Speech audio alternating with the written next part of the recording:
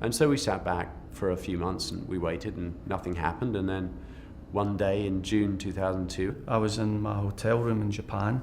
I used to work in Japan for a long time, so I was back out there. Both my brothers were up from Australia, and I thought I heard my name on the television. And I think it was CNN, but I just sat down, I saw this wee ticker tape thing come round with my name on it. First people indicted, or it was a criminal complaint, actually, it wasn't an indictment. And I had a heart attack, basically.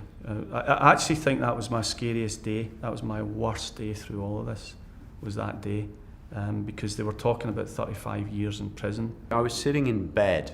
It was at about 6:30 in the morning. We had a 3-month-old son, he's my youngest child, who was 3 months old at the time, and I was giving him a bottle of milk, watching the breakfast news, and then all of a sudden, I'm on it, and I'm looking at this in disbelief.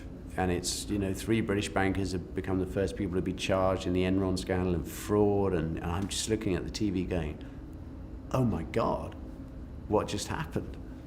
And at no stage had we ever been contacted by anybody from the SEC, by anybody from the Justice Department. The last thing we knew was the Financial Services Authority back in February giving us a clean bill of health and saying they've passed the papers on to the SEC. And we just sat around waiting for somebody to call us so we could come and help them answer any questions that they had. I called to my wife, who's having a shower, and saying, sweetheart, I got to go to London. And she said, why? And I said, you better come and have a look at this. And they were rerunning it every 15 minutes. And I explained to her what had just happened, and I had no idea what it was about.